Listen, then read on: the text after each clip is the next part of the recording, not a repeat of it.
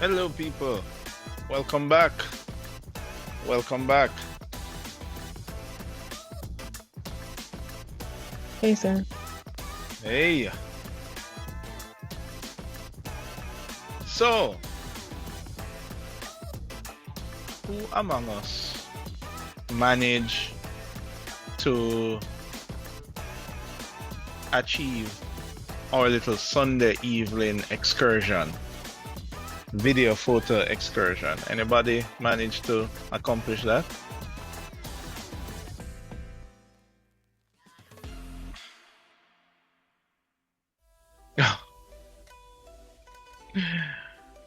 All right. I see a thumbs down from one person. He said the weather not favorable right now. Not favor. Oh, the weather not favorable. I tell you, Yes, sir. that is another reality of being in the physical world. In twin motion, we can just slide the slider from rainy to sunny to day, and our animation and footage is fine. But in reality, we have to bend to the whims of nature. All right, so I mean, that's okay. We have today, this evening. As I said, guys, it's something that you can do in like half an hour, right? It's really not a big deal. So I want you to see if you can wrap that up for me. Um, it is due on Tuesday. So the idea is that not Tuesday, Wednesday, right? So the idea is that I'm hoping you can put that together for me. When you say you have your interim again, Friday? Was it? Next month, The sir. 7th, sir. Sorry, I'm mixing you up with third year. Mixing you up with third year. Right. Right. Uno good man. Uno can give me uno 100% undivided attention for the next couple weeks, right? Um, what else was I going to say? So, is anyone excited for our field trip on Saturday? No Sir, thumbs what up? time? 10 a.m. Right? And the idea is, as I was saying, Saturday, guys, please don't be late because I am really begging favors from multiple persons. We're getting a sponsor to have the headsets, two headsets, screens, laptops, the whole works. You guys don't even have to carry anything. And the best thing that I could get also was also people's time, right? That's also important. So I'm gonna be there virtually, right? But I'm not gonna be the host of that event. It's gonna be Mr. John. I'm just gonna be there in the background, right? Um, I'm more the organizer and I provide all of the virtual content that you're gonna be exploring. So it's pretty cool. We were going through it a couple of days ago and we say, oh, that's pretty cool. Right. Anyway, so that's going to be on Saturday. And as I asked, guys, all I need you guys to do is from Friday night, just make sure you arrange. Hold on, let me bring it up again. All I need is, where is it?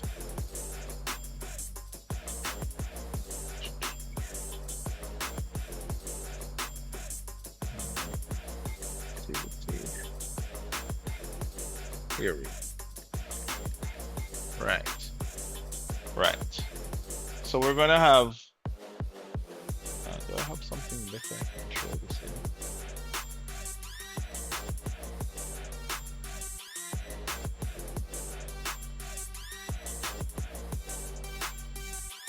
Excuse me, sir. When is this field trip until?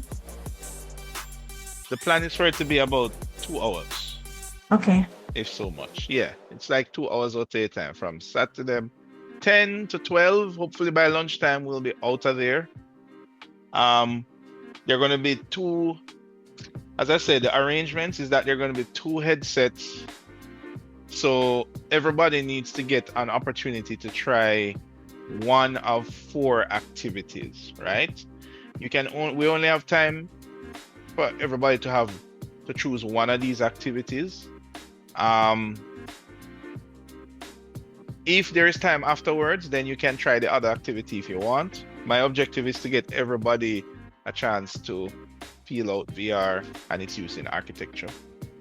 So all I need from you guys, I need two desks set up with at least an 8x8 space on one side of the desk.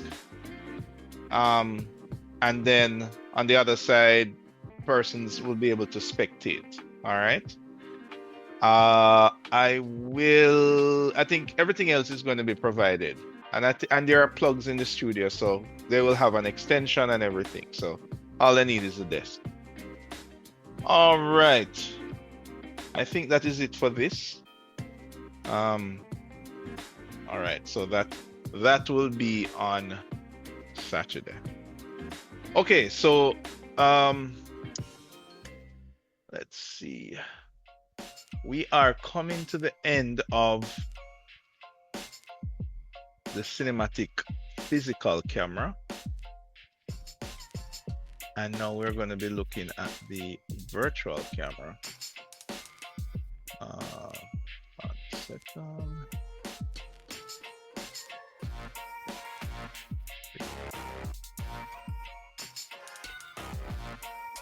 Let me just locate this presentation real quickly.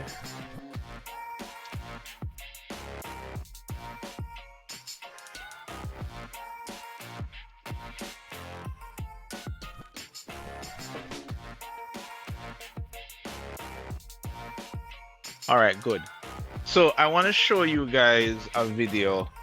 We're going to be watching some videos today. That's going to be most of the class, right? If you remember, I did promise at the beginning of the course that we're going to be watching movies, making movies. What else did I say? Playing video games. I think I said some other stuff. Oh, and exploring cutting edge technology. So I'm hopefully delivering on that process with what we're going to be doing Saturday. And we're going to be watching some stuff now. And what we're going to be moving into is a little bit of cinematic video editing, right? So we kind of got introduced to capturing footage physically. We're going to move into capturing footage virtually.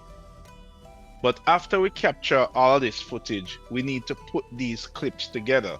So the last thing we spoke about on Saturday is that we were going to put the clips together on a timeline, right? But how do you sequence these clips and how do you put them together for the best effect? So we're going to spend a little time looking at some successful cinematic presentations and kind of analyzing what they did to put everything together. So I want you guys, if you have headphones, to use them, turn them up to volume 11. If you have speakers, turn it up. I'm going to show you a small video now. If there are multiple of you in the same room, everybody don't turn up them speakers, because then that will just be chaos. All right. But I want you to watch and observe audio and video for like 30 seconds. All right. Are we ready? Here we go. Let me open this thing. All right. Antonio, you have your speaker turned up to 11? Yes, sir. Don't disturb anybody now. All right, cool. I want to show you this interesting thing here. Um, it's an advertisement.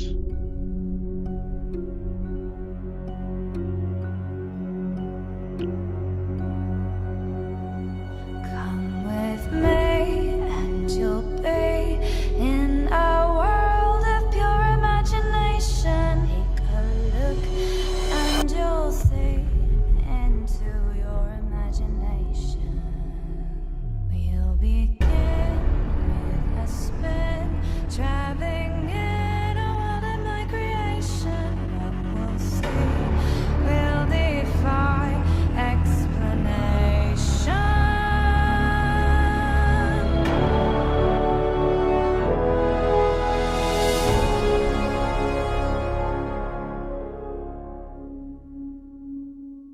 If you want to view paradise, simply look around and view it. Anything you want to do it. Want to change the world? There's nothing to it.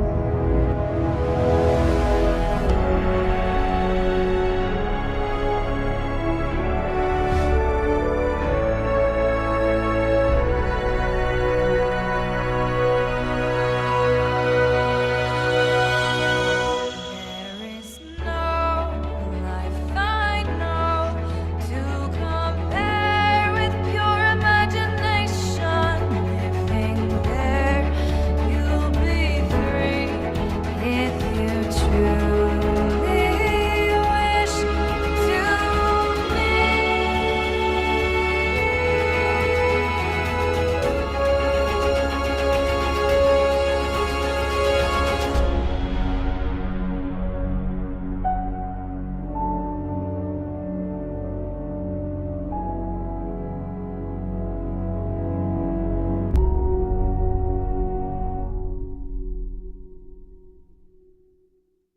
All right, what do you guys think?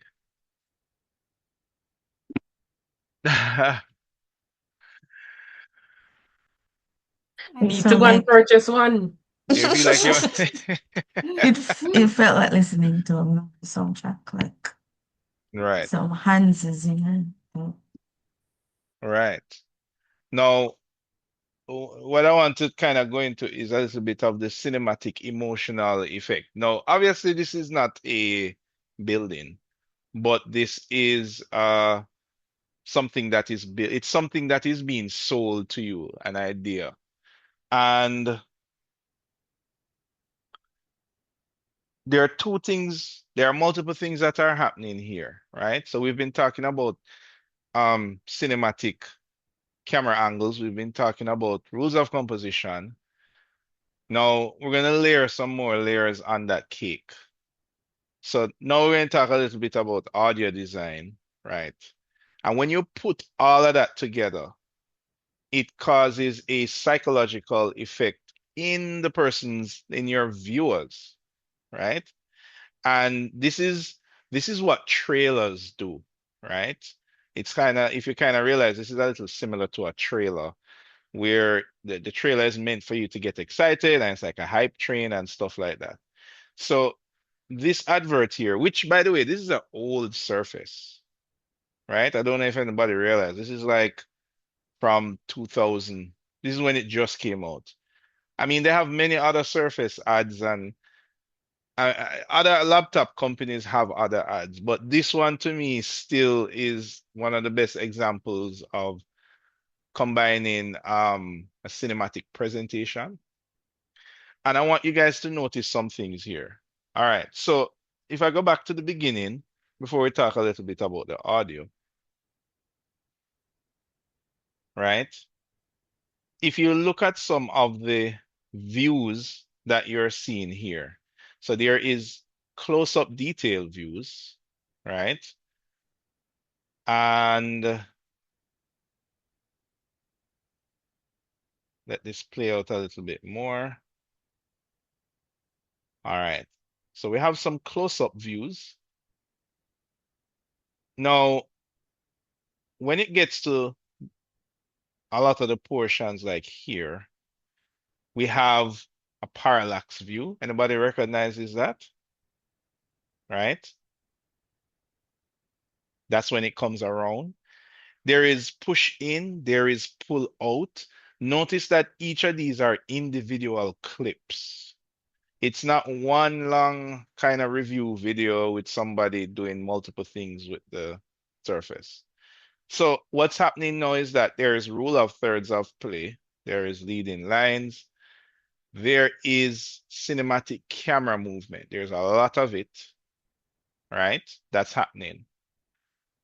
But it's put together in these individual clips. And what happened is that each clip only focuses on a particular cinematic camera movement, right? So this is a pull-out shot at the end. And if you notice, if you divide this into different shots, let me go from the beginning. So it's shot 1, shot 2, shot 3, shot 4, shot 5, shot 6, shot 7, shot 8. So think about when I showed you when we went out, well, when I went out to the playground and I captured multiple shots, and I showed you a folder full of different shots. Then when you have a folder full of shots is okay, how do I put these shots together in the best way? Now, the deal is that each one of those shots need to be a money shot. They need to be a shot that is considering rule of thirds, cinematic camera angles, and all of these things. Every single shot. AKA, you can't just have an ordinary boring shot in each one of those shots. All right. All right. You guys follow what I'm saying? It's a composition of multiple shots put together. Now, the part of this that really hits home is where it comes to the audio.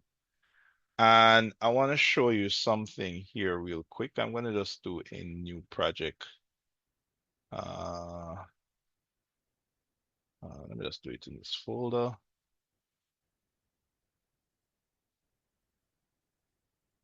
All right, so this is Premiere Pro here.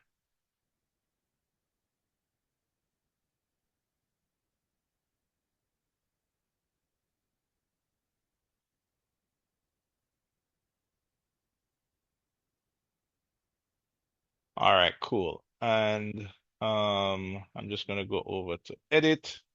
And this video that you just watched, I'm gonna drag it over. Hold on, before I do that, I need to change my audio device because I want you guys to hear the audio in the meeting as well. So I'm gonna change it to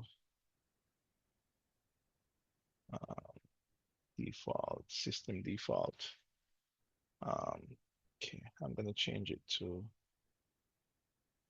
VIAO.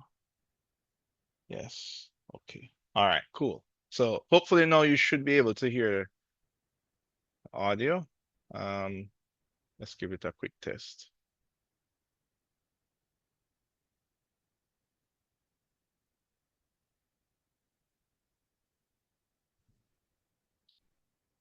So I'm gonna drag this onto my timeline here.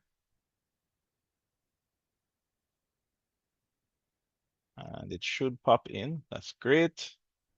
I'm gonna close some of these windows because we don't need to be paying attention to a few of these. No, I'll just make this smaller. I'm gonna make this bigger because we want to talk about that. And we're gonna zoom into this section right here. I can make this a little smaller. All right.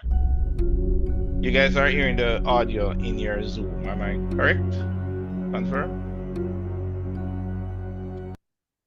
Guys? Yes, Yes? sir. All Yes, right. sir. Now, this down here is called a peak file. And what it is showing you basically the peaks and dips, the hills and valleys of the music that you're listening to. And even without listening to the music again, I want to highlight some areas. Oops. Uh, if you look on this peak file, you will see, let's use a different color. I can see areas like this, like this, like this.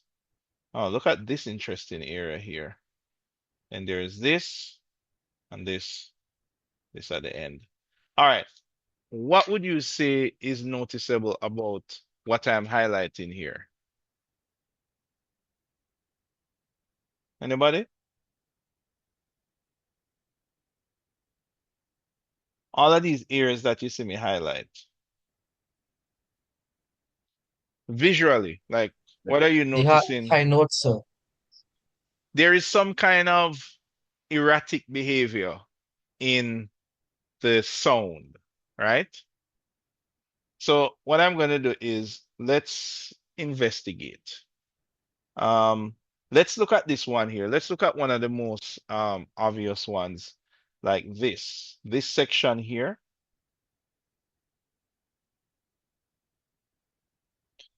You know, there's something interesting happening here. Look at how it just goes down and then it just shoots upward like that. So let's investigate what happens here visually while this is happening in the audio.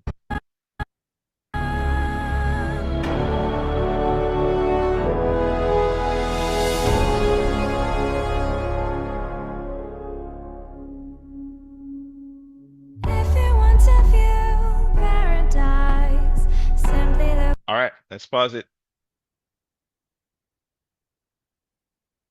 Thompson, can you describe to me what you think is happening between the audio and the video? Let me do it one more time. So we're focusing on this area here. Let me highlight it again. All right. We're focusing on this zone right here. So let me play it again and you explain to me. Here we go again. You hear Thompson? Yes, sir. All right, here we go.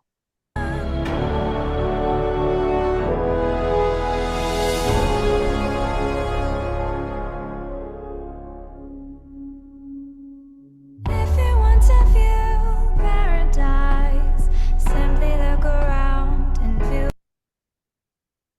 So what is the significant thing that happens there along with the audio?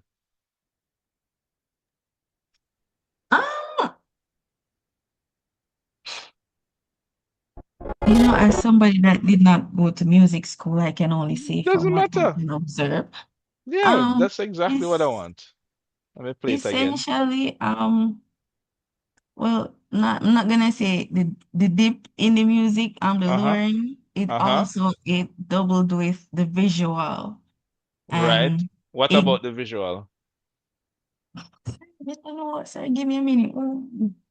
Yeah, what's happening with the Um, visual with the dip? I Hold on, it let me play it again. Let me play it again.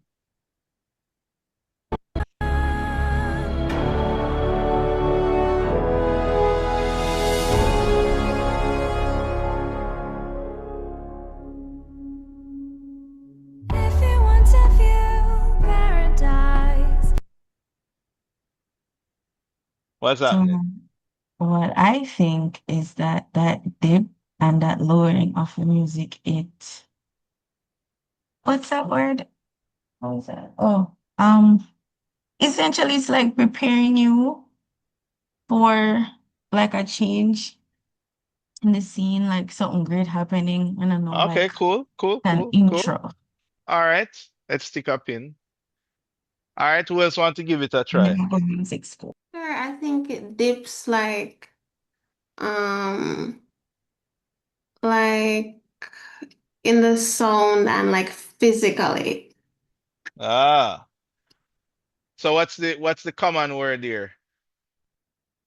Dip. Yeah, like so there's like a physical depth, like the person pushes the screen down and then Exactly. like the volume drops. Right. No. The volume changes. It does something interesting. Now, because you guys are a part of art, because architecture is art, and when you present it, like I'm sure, I don't know if you've like seen a piece of architecture and you get excited about it. And I'm sure you've probably seen a movie and you get excited about it, or anything that you get excited about. Usually it's a combination of the different senses, right? So if you are able to put together a visual audio experience where you have the audio synchronizing with what is happening visually, then automatically it evokes something on the inside. Like, I don't know if when you were watching it the first time and you saw that segment, and there is something that is subconsciously happening while you're watching this. And at the end of the day, it equals to excitement around this product that Microsoft is selling. But all of the kind of psychological excitement that's happening um, under the hood is broken down into what we have been talking about: cinematic, rules of composition, all that stuff. Now we include in audio as a additional layer, right? And if you can let the audio and the visual work together, then you will have a kind of a subdued emotional reaction in the person that's viewing your video. So even without listening to the music, just looking on a music track, any kind of track, and you look on the waveform, whenever you see changes, significant changes in the waveform, that is an opportunity for you to emotionally jerk your viewers, tug at your viewers' heartstrings a little bit, especially if you tie it to something that's happening visually, right? Like when you watch an awesome trailer and you see all those effects that happen on screen, but those effects are happening along with the music. So this thing that you're watching here on screen, the effect is happening here along with the music. All right, let's look at another one here.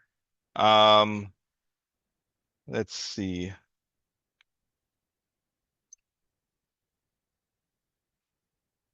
Okay, we have another one right here. Look at this interesting one right here. I'm going to highlight it. This one. So we have this one right here.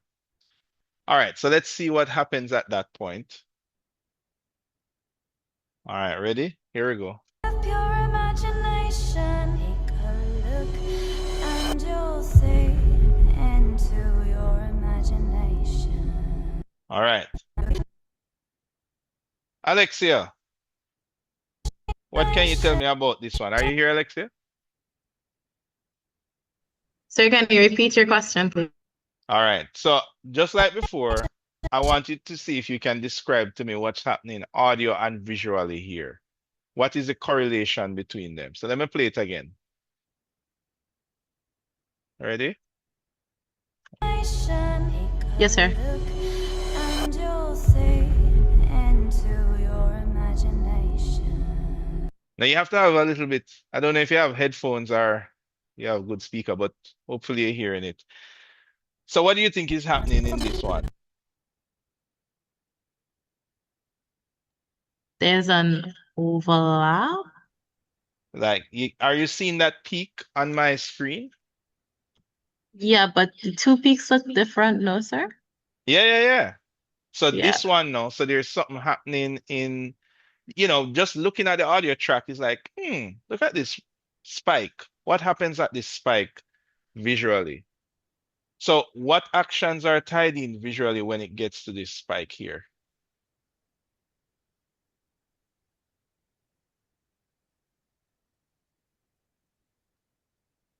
The explosion of the colors.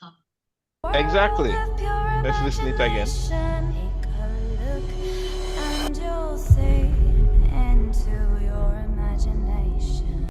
Like, what does this sound effect sound like right here? And you'll see into It like crescendos to some degree. I don't know how to describe it besides that.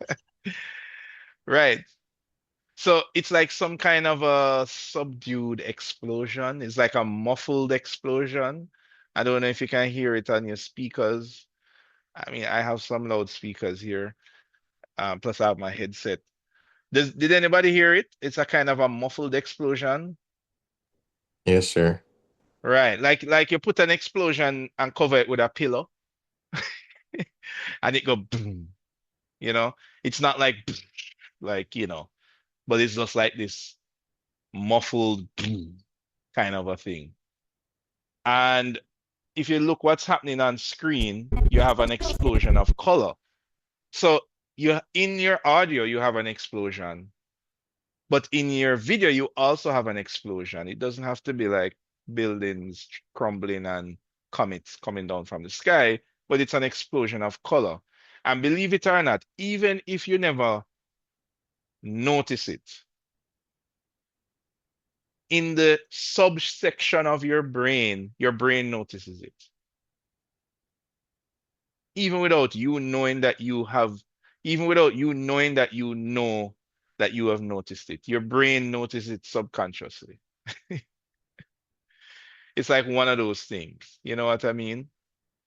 So this is a little bit of getting into a little bit of audio design. We're just kind of scratching the surface. I mean, there are people that spend years doing audio design, but we just need a little bit of that to include in architecture, because if we mix audio design into our presentations, then presenting architecture becomes a little bit of an emotional experience as well, right?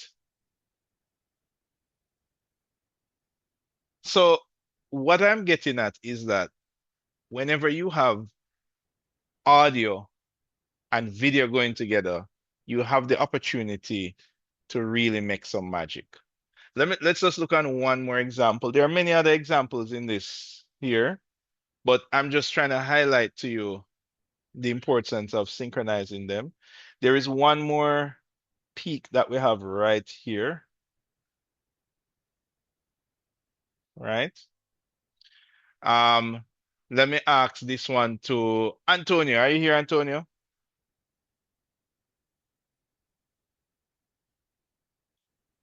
What time is it? So he stepped away from it.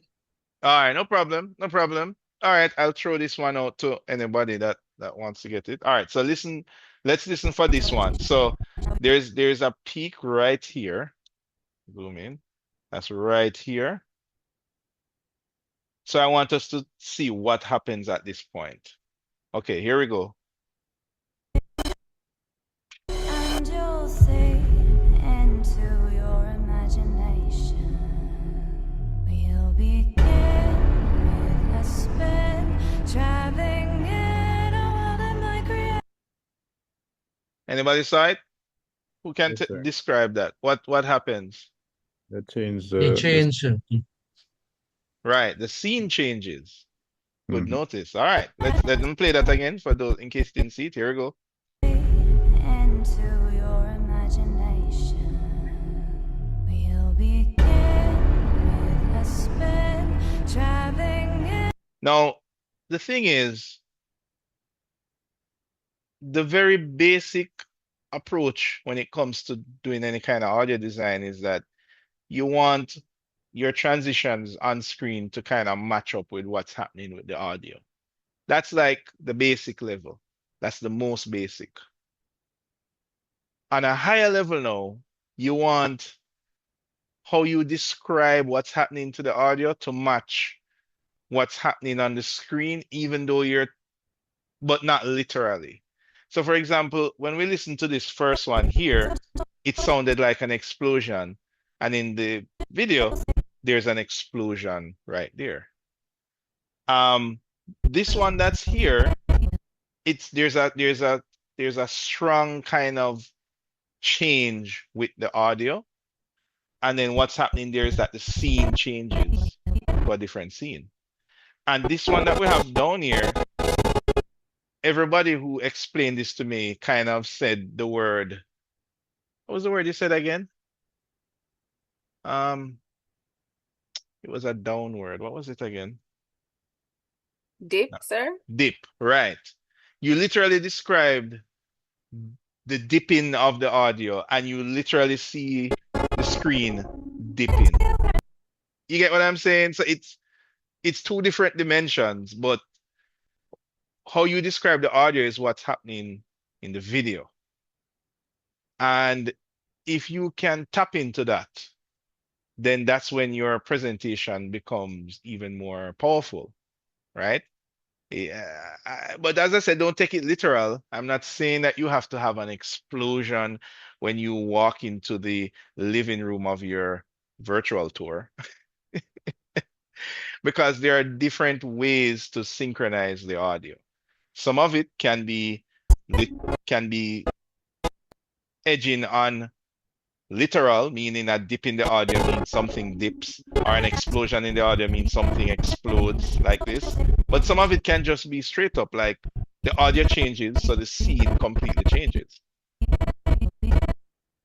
right? At the same time,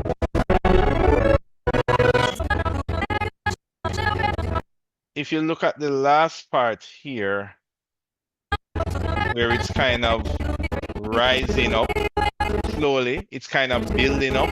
And while it builds up, the screen builds up as well, right? By the way, what I'm doing here is known as scrubbing. It's an audio term. Some of you might know it already, or video editing term, meaning I'm scrubbing through the video. So if you hear me use the term scrubbing, this is what I mean. Let me mute this. Right. So as the audio rises up, so does the screen. And then the screen goes down and then the audio goes down. So I just want to say, one of the reasons why this advert is so successful, I mean, sure, some of us are geeks and we like technology. Some of us are designer geeks and we like tools that help us to design. So all that stuff is happening on the surface. But what's happening below that is that this is just an awesome presentation. And we just went into a little bit of the science behind why it's an awesome presentation, right? Okay, so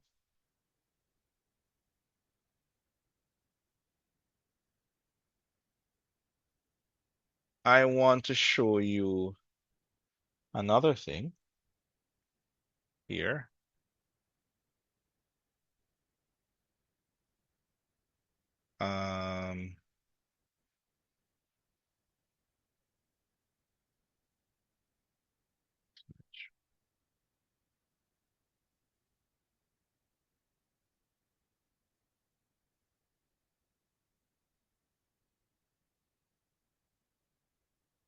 Here we go.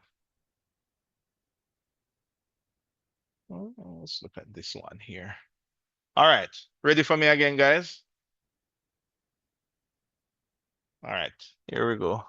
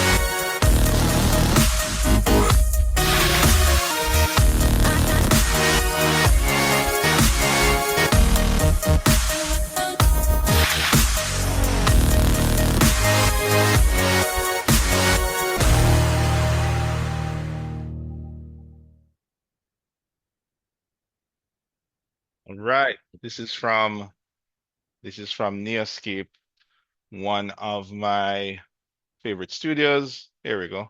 Neoscape. All right. So what do you guys think of this presentation? Could you feel the connection between the visuals and the audio? Yes, sir. And what you notice, this is not just you playing a animation and you just throw a little music to it and that's it. This is also not necessary you just switching between different scenes on the beat. Like if you listen to some of these sections here, so for example, like this section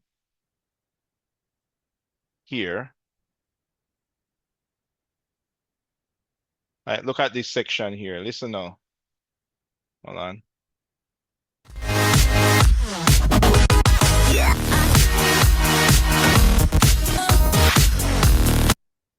Do you notice? You see that glitch as it goes to the rhythm?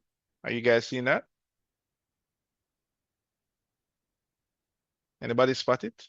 Anybody spot it? Yes, All sir. of us spot it? All right, good, good, good. So those are some other little things that help to connect what you're listening to what you're viewing. Now, there's one more piece of the puzzle here that we're not going to touch until maybe a week or two time, and that is called storytelling, because storytelling is what helps to make this make sense. But we're working our way up to storytelling. For right now, we are looking on some of the things we just covered, things like cinematic camera movements and all of that. So even if you're not listening to the audio, right? Look at if you look at the camera movements here.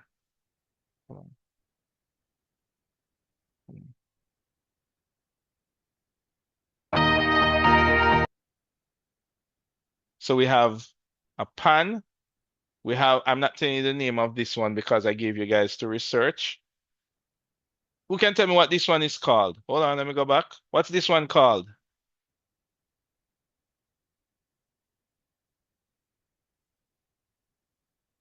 So is it the parallax or something like that? This is the parallax. And you know why I love this view here? If you notice, the parallax is literally going up, like how the stairs goes up, and then it just reveals this courtyard area right there. Like, remember, this is your design that you spent weeks, months, years working on, or you might be presenting it on behalf of somebody else. Whatever the scenario, you're trying to show this space in the best light. And um, this parallax here, where it kind of just goes up with the stairs and then opens up into the courtyard. Now, there's some other little things happening here, and I'm sure you saw this text that's happening, right? Now, how many of us realize that this is also giving us information in this animation, right? Even if we look at how it starts, right? 8.3 million people live in New York, right? Information. What was the first topic that we touched on in AC2? We don't forget already. It was infographics. So we are seeing a little bit of infographics play out combined with cinematic camera movements, combined with rules of composition, combined with audio design. So do you guys see where I'm getting with this now? All of these things layer on top of each other, right? And this is a nice example of all of that happening.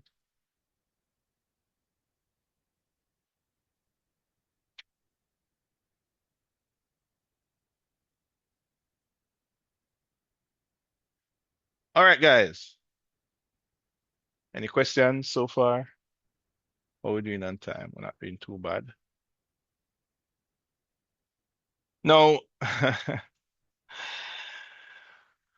Is there anybody here wondering like, okay, this is all nice, but I mean, can I really do this for a studio presentation? Anybody asking that question? Would anybody like to attempt like one of these presentations for your studio presentation?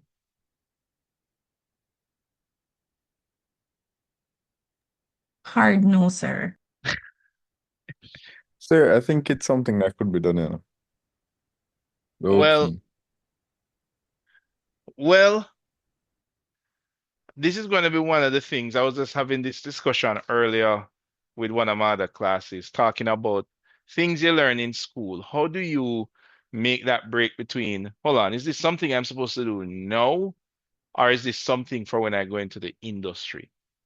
Because when you're doing work for school, it's a little different than in the industry. School is kind of fast-paced, multiple changes. The industry might move a little slower, right? I mean, I work on projects like these and they do take weeks and months to do, right? You guys have to complete a semester in 3 months. And obviously, you're not just doing one project alone. So the answer is a little bit mixed. Perhaps one of the greatest things you can learn in architecture school is how to balance it, right? Like, um, some of these techniques are great, but maybe you can't employ all 100 of these techniques if you wanted to do something for studio. And we can talk about that in another conversation. But a lot of these are supposed to be sparks of ideas for when you are in the industry. So, for example, the Houses of Parliament presentations, a lot of students that worked in firms during that time, a lot of them did advanced computing too. And a lot of them learned a little bit about film and how film connects with architecture and how we can produce it and learn how to combine some of these cinematic techniques as well. Now, we are going to do some of this in class because I want to also prove to you that it is possible to do deliveries like this in a school setting in a couple of minutes. It's not something that has to take months and months and months of preparation, right? And I don't know, we might have to split that over two classes.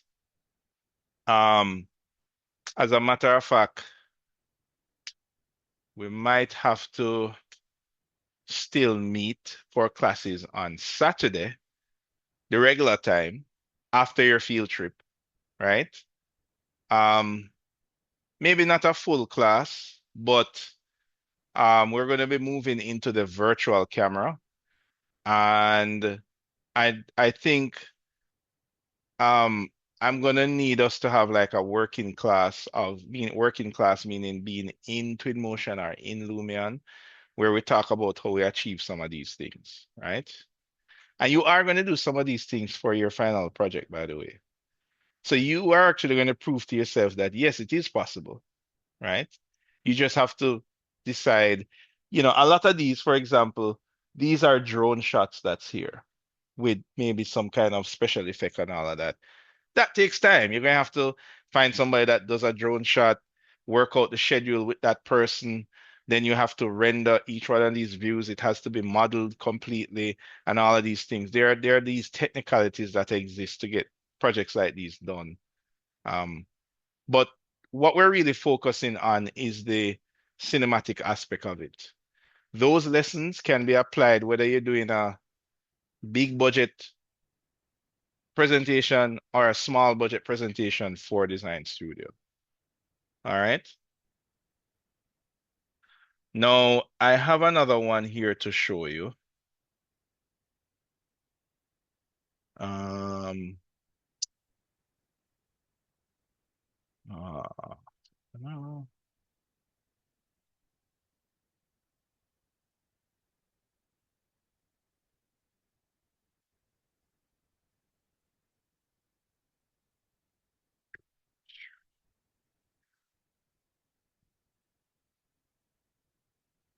Um, Okay, here we go.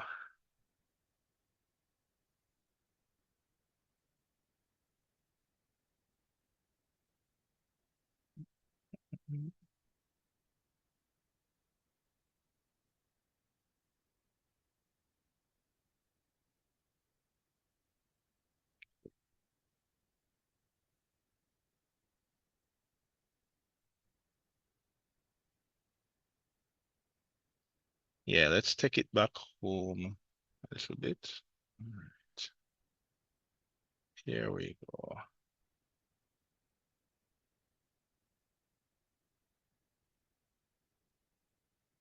All right. Ready again, guys.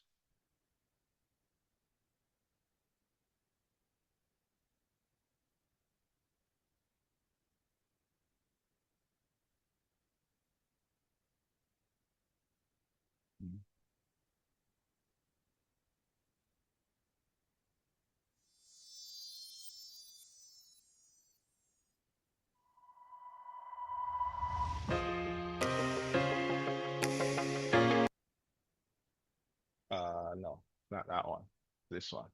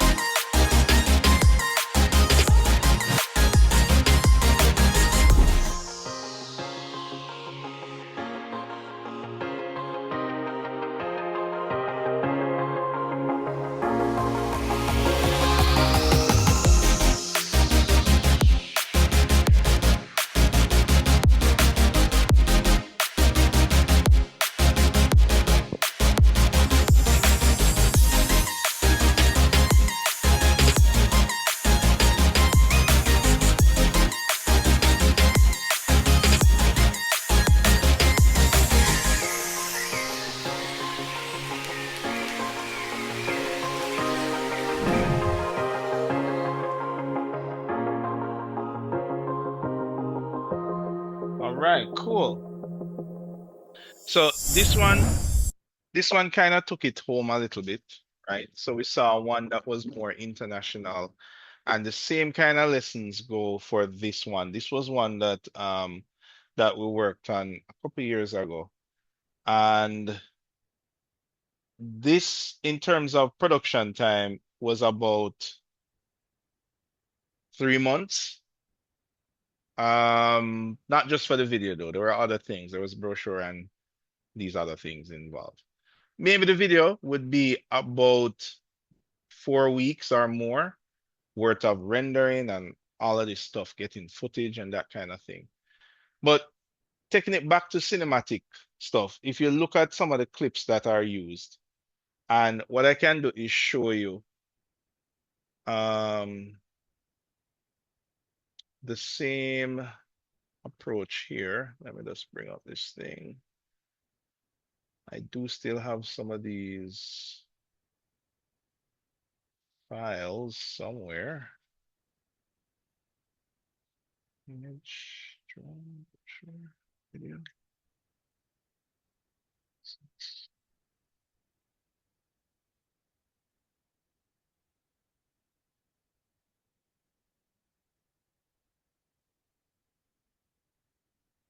Um,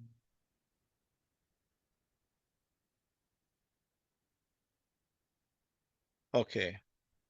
So if you remember, let's pause this.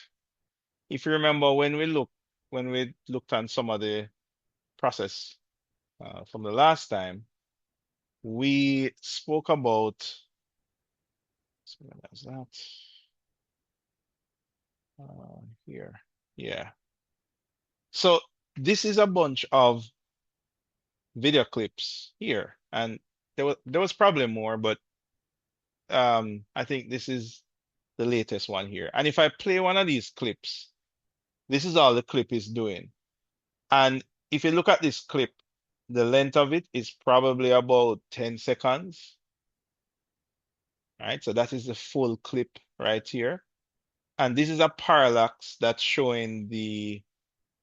um that's showing the common area, but it is a combination of two things. There's another cinematic camera angle called tracking.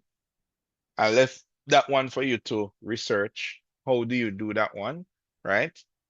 That's one of them that you're going to have to do in this physical camera assignment, right?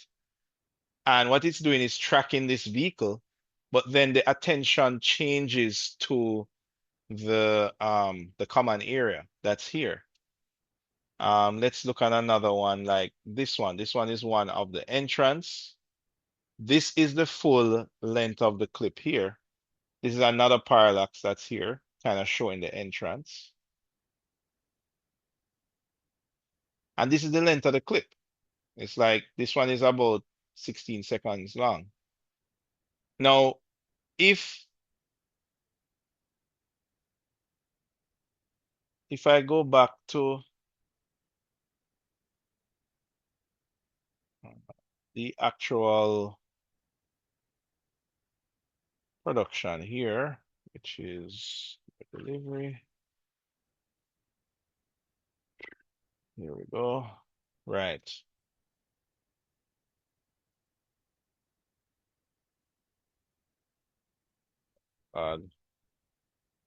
Right. And you look at some of these clips here. Let me see. Let's go to here. Right.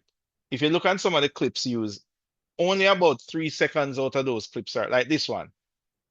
Like literally, it's cut halfway through. All of these clips are cut halfway through. And at the end of the day, of my list of video footage that I have here, maybe I only used about 60% of the footage.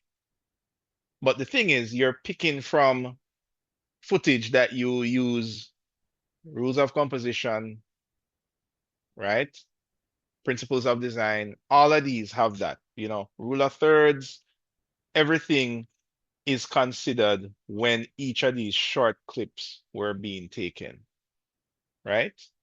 All of those were being considered. And this is how you get your final video that you put together that has a combination of all of these clips to look very nice, right? Each of your individual clips needs to be cinematic so that your overall video production can be cinematic. Now, what I've shown you here is like more of things along the line of production, meaning there's video, there's audio, there's live action footage, there's all kind of stuff that's put together. But sometimes we're just showing something that's relatively simple. So for example, if I should just show you here,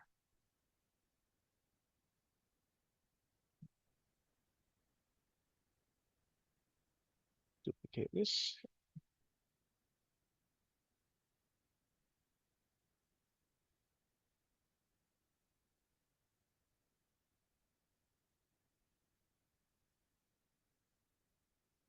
Right.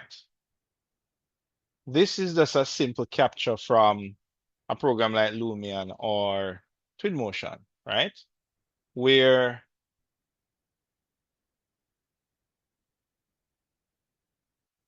here we go.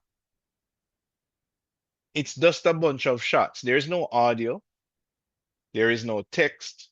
It's just showing a short clip of the building design. But each of these clips are cinematic. So this is what I'm saying, guys. And for you to capture, this is like you're in Lumion or Twinmotion.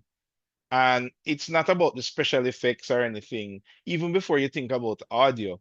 It's just that your individual clips are using those cinematic camera movements.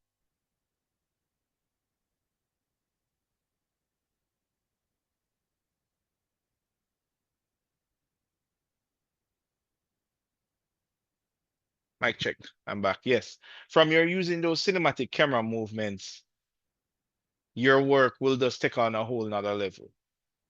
Now, I want to show you if you're not using those cinematic camera movements, right? Look at this, for example. Let me use an exterior.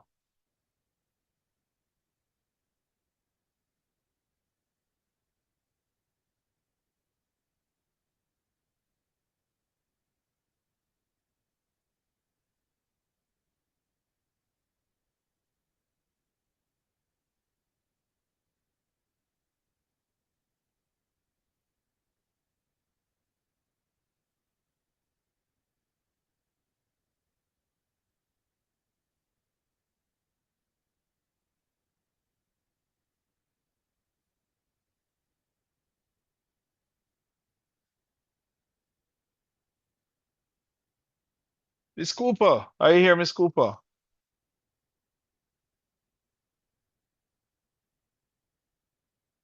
Tanya, are you here? No, no. All right, until she steps to the mute button. Karif, how you doing? Are you here, Karif?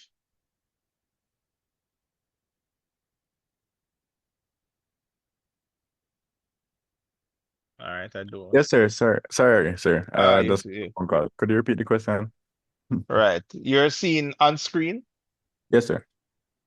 Now, what can you tell me with the difference in this animation sample that we're looking at now versus the clip that I showed you earlier? Can I put two of these on screen? I think so. Hold on, let Uh, me see. the clips earlier were mostly exterior shots. I would say this is Yeah, more they're walk interior, but perspective as well. true, true, true. They are exterior. Where is it? It's this one. Yeah, here we go. Right. So they're showing two different areas for sure. Mhm. But apart from that, one is exterior and one is interior. What do you notice? I'd say like one is like from like actual person's perspective. The second one, the first one, I'd say is more like drone shots, I guess. But In still, comparison. but not the views. Because both Oh, of okay. these views are, okay. They might be Oh, from human height mhm. shots. Let me ask, Maduri, how you doing? Sir? Yeah, man. If you look at these two animations here, right? What you can notice is that the one on the left is really just kind of like a long animation footage. You're just saying, okay, I'm walking through the room. It's very technical. It's like this would be you moving through the space, opening the front door, going in through the door, right? versus, all right, let me compare apples to apples so that you can get a better idea. Come on.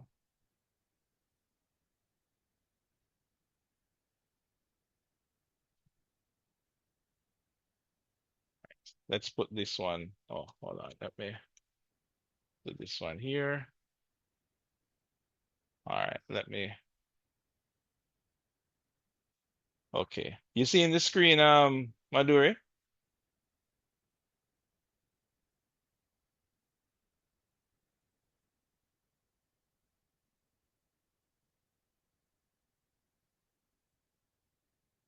Maduri here?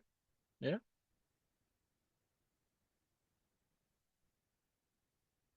All right, until you come back. Until you come back. What about Macintosh? Is Macintosh here? Yes, sir. Yeah, man. So when you compare these two, both of these are interior animations of a project. Let me fast forward this one a little bit. Right. Well, how would you describe the difference between these two? You have the one on the left and the one on the right.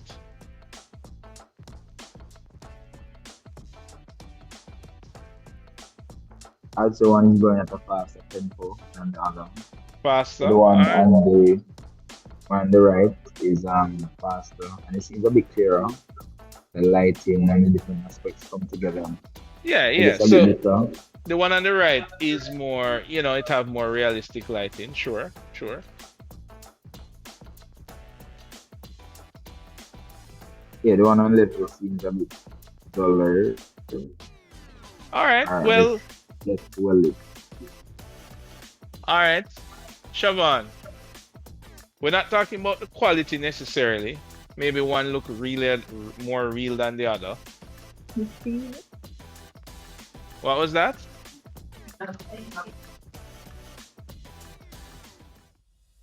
So the one on the right have more vibes. I like. Sir, I can I, say that one looks cooler and one looks more warm. in terms of what? Color, tone? Tone, yes, sir. All right. So tell me in terms of camera movement now. The camera move. Yeah. How would you describe the difference in the camera movement to the one on the left versus the one on the right? The one on the right moves faster. Faster. So I'm hearing the words faster. I like Danielle's description. She said the one on the right is cooler. It's more vibesy. That was your word. More vibes. Who else can tell me?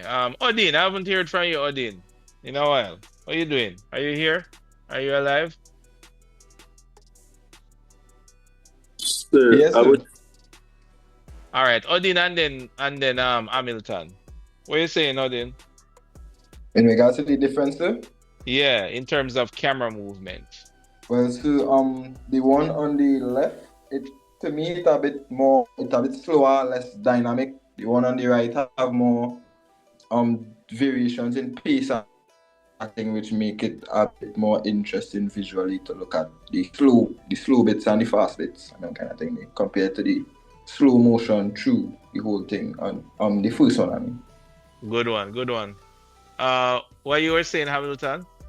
Sir, I would say the one on the left definitely feel like it was done in a software as opposed to the one on the right feels more realistic. It feels more true to life. More true to life. That's an interesting one. So the reason I show you these two guys is okay, let's look at it in terms of different categories. So in terms of camera movement, we hear in words like the one on the right have more vibes, it's more dynamic, the pace is faster.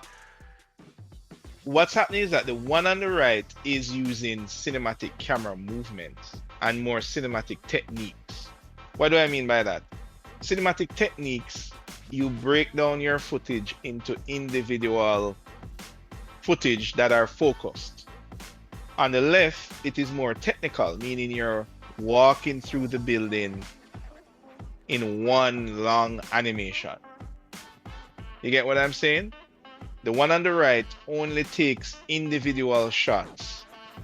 And each of these individual shots have been layered with cinematic camera movements and everything that we considered to be cinematic. So at the end of the day, I like how Daniel put it, more vibes. It's just more cinematic. It's more interesting. There's a lot more going on for the one on the right. Now, it doesn't mean that there isn't a place for technical animation. But as I've saying, that technical animation doesn't evoke emotion. Just like that video we saw with the Surface desktop, the emotion translates to you wanting to buy one, at least a want for one, even if you don't have the money. If you put that in architectural language, the one on the right sells the project. It's like, yeah, man, I feel excited about this project. I like the design that you have come up with, even if the one on the left is a better design. But the way that you have presented it, the one on the right is using techniques outside of the architectural realm. Because remember, when you guys go to studio, it's very technical. It's like, floor plans, elevations, what does your room height looks like, that kind of stuff. When you go there in the industry, you're going to find out that yes, there are technical people, but a lot of that is in the office. Most times when you're selling a project, you're selling it to non-technical people who get excited for the way you present things. So you can still have your cake and eat it. Yeah, what was that, Hamilton? Good, sir. I was asking, right? In terms of working in like a firm, is there like a person that specifically does this for the firm? Well, nowadays, not really, because this kind of work has been democratized. When I first started this kind of work, it was based on very few people who have the knowledge to manipulate the software, and then you also needed the hardware, the rendering computers to do this. But fast forward 15 years, you now have programs like Lumia and Twinmotion. When I started teaching computing in CSA, there was no Lumion. So the only way to render is to spend 6 hours to get 5 minutes of footage. Now with Lumia and Twinmotion, D5, all these programs, 5 minutes gives you, 5 minutes worth of footage versus 5 hours giving you 5 minutes. Then the other thing is that the programs have become simpler. So to answer your question, it doesn't require a specialized person to get the basics out of the program, right? In terms of what I do nowadays, it's more specialized for marketing firms and marketing agencies that need a bit more than just what the architectural firm would give. So in terms of that, yes, that is specialized. But in terms of in a firm, pretty much all of you that leave in the firm are expected to know this stuff, right? It's no longer one person that knows this. Now, my job here is to show you guys that your work can look good if you consider using these techniques that are found on the periphery of the architectural industry. There's a lot to learn from film, video games, music, that you can apply to your work to make it look better. So these examples, I'm showing you the effects of it. The one on the right is using a lot of these cinematic effects to communicate the same thing as the one on the left. But the one on the right ends up being more interesting because you are using the techniques that we're learning here in Advanced Computing 2. And you don't need to specialize in order to do this. You just need to listen in this course. Right, Hamilton? Yes, sir. Yes, sir. All right, cool. Right, so guys, what we're going to be doing next, like I don't want you to put your brain on it too much because we'll have a working class next time we meet. But I'm gonna now show you how do we apply these techniques that we've been doing in real life, but in your Twinmotion, in your Lumion scene, right? Now we don't have the time to do it today, no, because we're pretty much out of time, but we'll do it next class. We'll do it next class. Now, how we're going to do this, you're gonna have to prepare for that class. I'm going to talk about that in a little bit. Is there any other questions that you guys want to ask about this whole cinematic camera movement kind of a thing? I'm hoping that these examples hopefully inspire you. So, I Yeah, have go one ahead. question. When doing the video with the music, do you go according to the pitch, the sound waves of the music in putting the video together, or you create some magic with the music to go with what you want the video to That's an excellent question. And the truth is that if you want to get the same effect as the Microsoft Surface ad, then you have to choose your music and then you put your footage to the music. But what you do is you extend and modify the music. And that is carrying it to another level. So we're not necessarily going to go to that level, but I'll give you one example. Let me pause these. In that presentation that I showed you earlier, in that animation I showed you earlier, the one with Stony Hill. This one. Now, kind of ignore the, can I make you ignore the image? All right. I'm going to take the image off the screen. So that way you won't get distracted. If you listen to the music,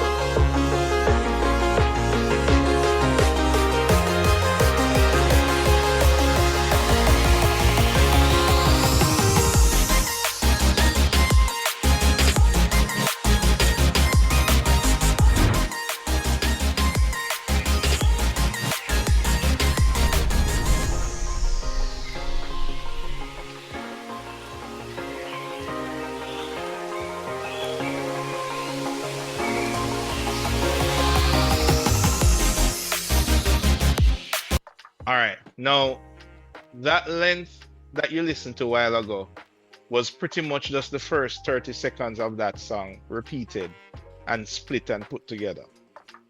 So, yes, you choose the music, but as I said, when you get a bit more advanced in it, you loop certain areas, repeat certain areas in the same music. And you do that because maybe you want to show something longer. So, for example, we'll talk about that a little bit when we're going so to. you basically becoming a producer at the same time. Yeah, a little bit, a little bit. Maybe not to the level of the persons that do DJ and make mixtapes and all of that. But as I say, guys, in architecture, you get to realize that you want to make the most of your presentation. You need to take a little bit from these other industries. Music, film, all these other industries take a little bit. You don't need to know everything, but you can know enough to be dangerous so that your design is presented to the highest quality, right? So, but as I said, that would be like a more advanced level. On average, so for example, I will do work for a firm and maybe all they need is just a 1 minute rotating video of the front facade of the building to play in the background while they present to the client. Maybe that's what they want. Now, if I'm going to do that 1 minute video, it has no audio, it has no special effects. but it's going to have cinematic camera movement because that becomes a default when I'm producing anything, right? So I'm still using the tools from film. It doesn't mean that I have to go all gangbusters and do like, you know what I mean? Like, put in all of these special effects and things like that. But that time will come. Like, for example, when the Houses of Parliament competition came up, that is an opportunity for you to put all of these things together. On average, every day in a firm might vary. Maybe for the most part, you'll be doing construction drawings, and sometimes you will do rendered images. Sometimes you might have to do a little bit of animation. I'm just saying that whenever you have to do anything creative, I want you to use some of these things that we're learning in this course so that by default your work looks appealing, right? And not only that, it strikes an emotion in your viewers who is viewing the work, whether it's images, just like how you guys went on a study tour. Like, imagine if every video that you guys took into account these things, lines of symmetry and leading lines and all these things. If every footage you captured had a cinematic flair to it, then imagine the quality of a film that you would put together, right? And you're not like doing a blockbuster movie. You're just capturing regular footage. If you're just taking a little clip to put on Instagram or whatever, why not make it be cinematic as well, right? So that's all I'm preaching. All right, so to answer the question there, if you want it, if you're doing something that is more high production, like the Houses of Parliament, then yeah, you want to choose your music, and then you create the vibe from that music, just like how we analyze the peak file in that present in the Microsoft Surface ad. You would look at that peak file and then you identify those peaks and you say, yeah man, I want a nice transition here. Maybe you don't know what the transition will be yet, but as you start to build out the video, you start to see the opportunities come up, right? If what you're showing does not depend on audio, then don't worry about it. All you're showing is video. All right. All right, guys. Any other questions on this topic? All right. Now remember, you guys have something for me. Let me close this. Let me go back to our.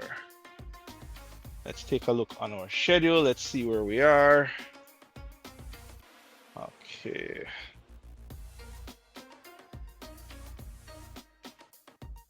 All right. So today is the 23rd, right? Let's keep going. All right. So we are about right here. 23rd, we are right here. So we are now looking on cinematic camera movements. Now, if you notice here, we have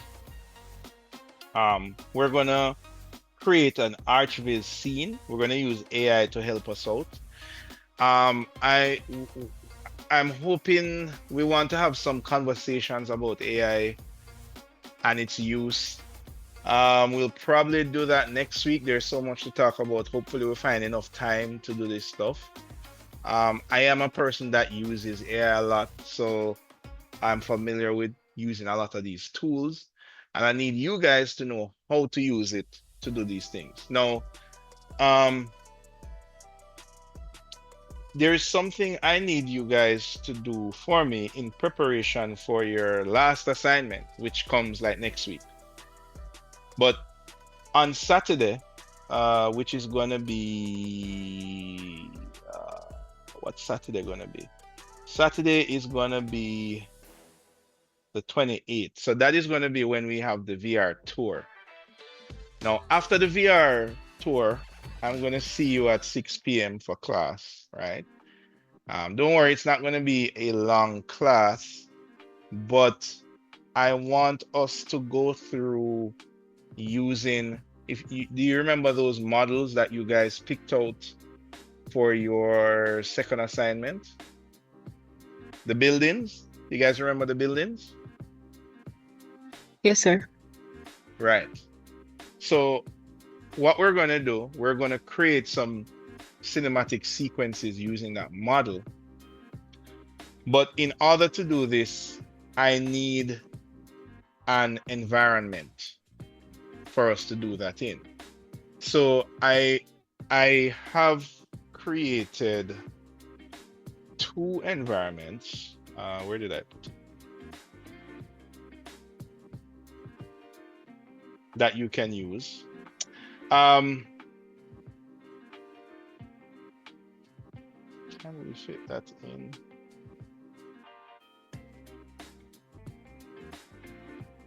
We will do that in class.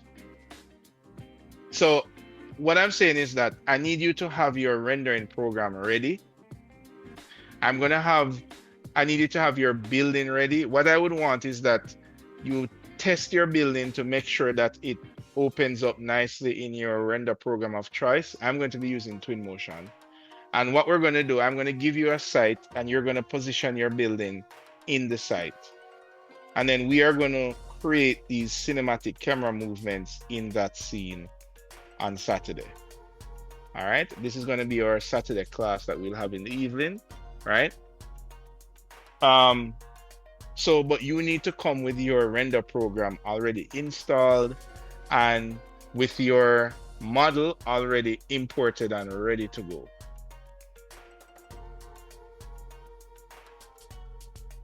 All right, Antonio, you follow me?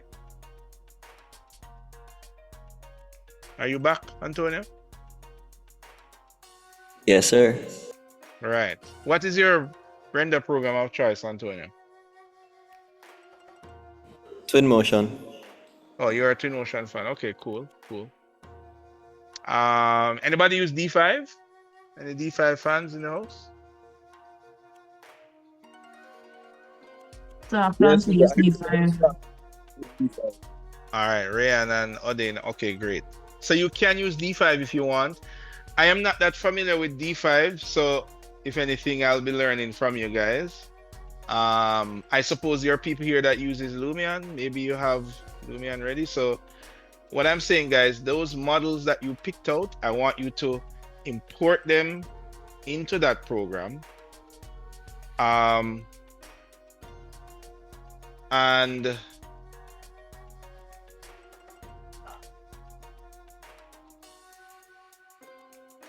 me see, where did I put? Oh, I know where I put the sites. All right. So here's what I want you guys to do. I need to actually unveil the fourth assignment in order for you to get access to the files. So you guys will get an early drum roll for the for the fourth and final assignment. Well, before the major project. So let's unveil assignment 4.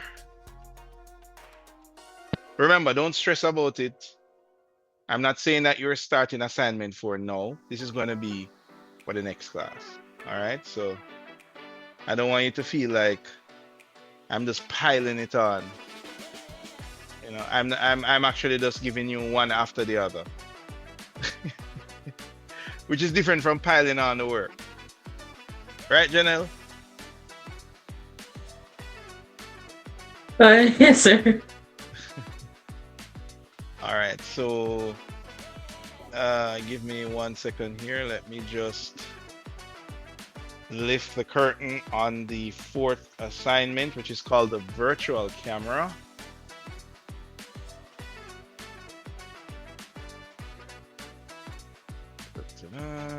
Assignment 4.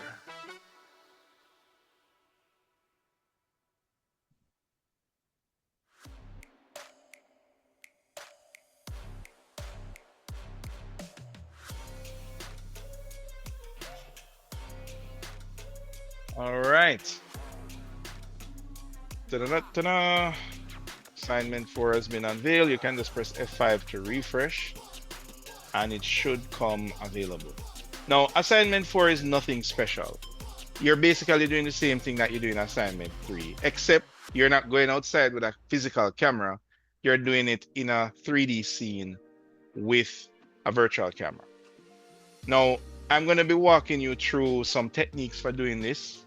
All I need you guys to do, you have to get ready for that class, because I'm not going to spend class time saying this is how you import a model, this is how you import the site. You guys have to do that before the class, so that when you come to class, you already have your building and you already have your site. So these are the buildings that you guys chose. So you're going to pick the building that you picked for assignment 2. You're going to use that same building. Then you're going to choose a site. Now I have 2 options here, option 1 and option 2. Both of them are FBX files. You just need to download the FBX file and then you link them to whatever your render program of choice is, right? Now the site is pretty big. So you can, well, there's an area that is really meant for the building. You can rotate it and just put it however you want to put it, right? So for example,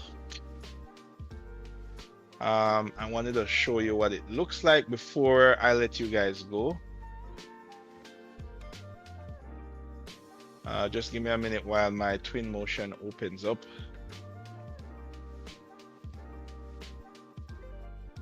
So remember, you do the equivalent. Whatever render program you use, I'm sure that it will take a FBX file. That's pretty much industry standard. All right.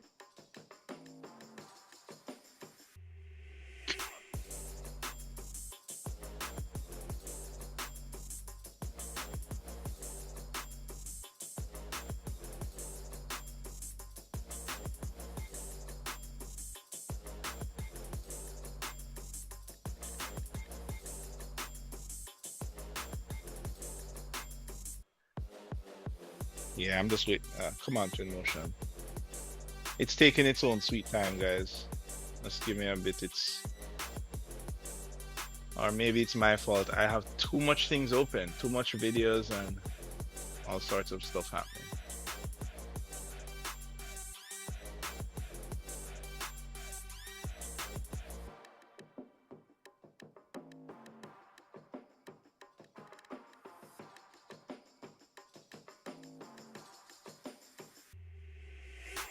All right, finally, here we go.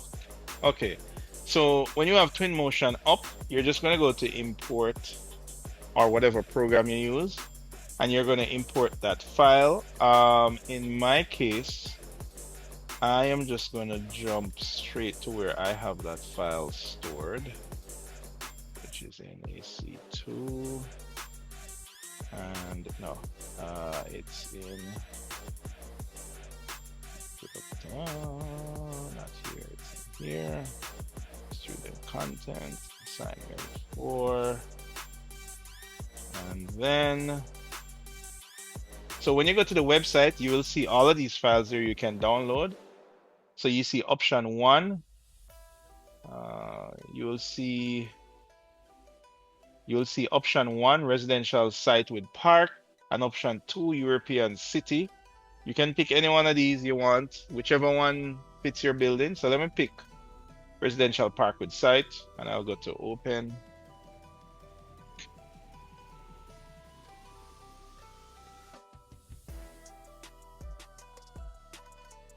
Go to import. This is in Google Drive. Hopefully it doesn't take too long to come down from the internet. Now there's a folder there called assets. You might have to download that. Use scene material. If you import the file and it doesn't have any material, you might have to download the folder called assets. Yeah. Right. So see, for example, this it's saying that all of these materials are missing. So what I'm going to do is there is a folder called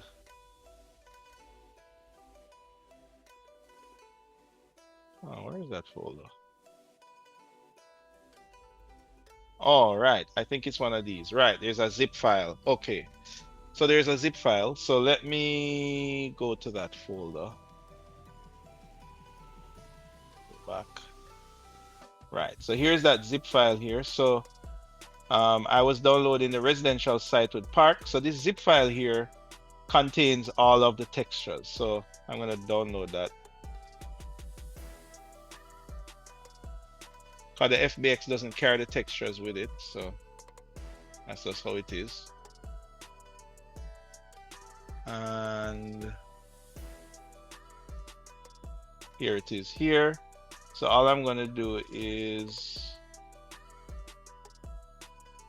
I'm gonna use WinZip, or not WinZip, but I'm gonna extract it. All right, and then this should be my folder here that has all of my maps and textures here. So now in Twinmotion, I can just point to that folder,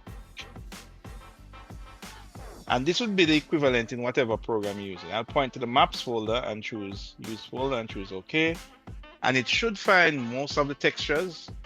If it doesn't find 100% of them, it's fine, but see, I think this found everything because it didn't tell me anything was missing. Oh, it's already here. Let's see if I can find it. Where is it? Oh, it's below the ground. My bad. Here we go. Right. So this is that park site. And some of you have a building to go on a slope. You can use this slope here to position your building. Usually it works good in this area right here.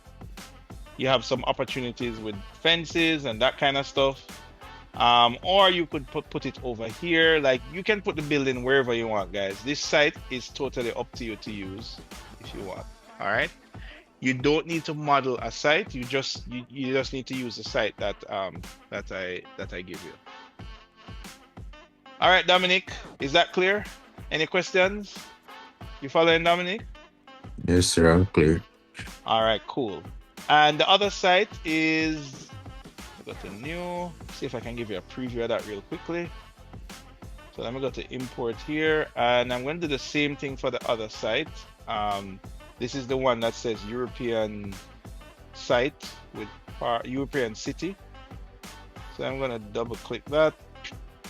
I'm going to need to get those textures again. So let's go ahead and download the zip file that has all, that has all of the textures. Remember, all of these files are available on that section below assignment 4, right? This is all, these are where all the files are. So you just download them there. All right. All right, so once it's downloaded, again, I'm gonna go to downloads,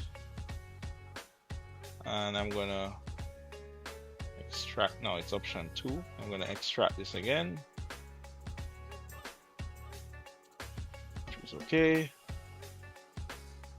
Oh, this didn't ask me for. Oh, yes, it did. Okay, so I need to point it to the textures. It's gonna be option 2, maps. Okay. Okay. All right. Let me delete my ground. Right, so this is what it looks like. Right, that's your European city right there. And usually we put the building like, like somewhere in this vicinity right here. So you can get some nice backdrops, right? There we go. All right, guys, so that is the site. So as I said, guys,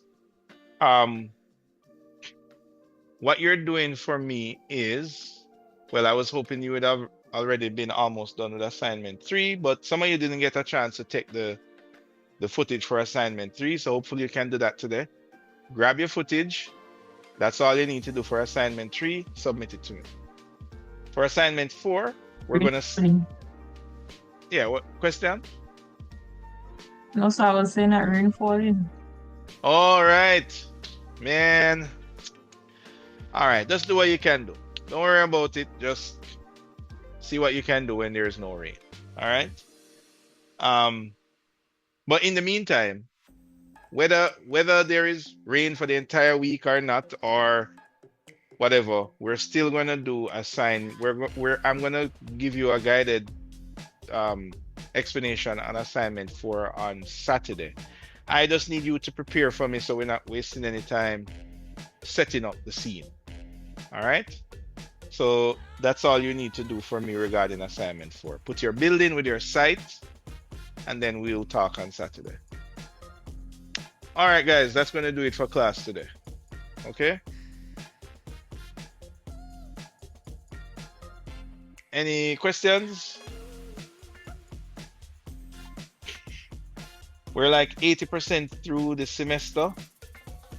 Pretty much assignment 4 is it. After Saturday, we're like basically almost done.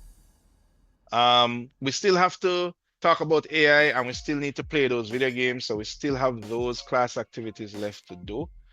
But pretty much the bulk of the work is behind us.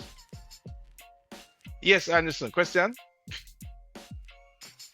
Yes, sir. I was wondering when the grades for the infographics is going to be released. They're already released, but okay, hold on. No, for infographics 2, I'm currently marking that, so sometime during this week. Infographics 1 was marked already. Those who submitted after I marked, okay. you will get infographic 1 when I mark 2. All right. But the grades are already released, right? The grades are real time, guys. As I mark it, it shows up on the site. All right, or at least when I release it. But I usually release it same time as I mark it. I usually release it. So look out for your infographic 2 grades during this week, and the rest of you who submitted infographic 1 late, I'll mark it. But when I mark infographics 2, I'm not going back to infographics 1. Done with 1. Done. Right? And that's how we'll treat for the rest of the assignments. All right? So I'm hoping to mark both infographic and assignment 3 this week. Hopefully, if the weather permits. Right? So remember, assignment 3 is where you capture your physical cinematic camera views, put them on a timeline, label them, submit that video to me. All right. All right, guys. That's any other questions?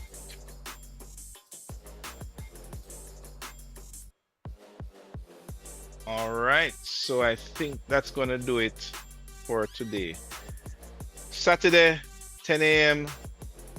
Remember, Friday, sort out the studio space. Mr. Campbell and Mr. Sean John will be coming to the studio 10 a.m. with the equipment to do those activities. All right, please be there. Please don't be late. And I will be there online. I will just be like on Mr. Sean John's phone, and I'll talk to you that way. All right. All right, guys. Have a good rest of the week. I'll see you on Saturday. You too, sir. Bye-bye. You too, sir. Cool. Take it easy.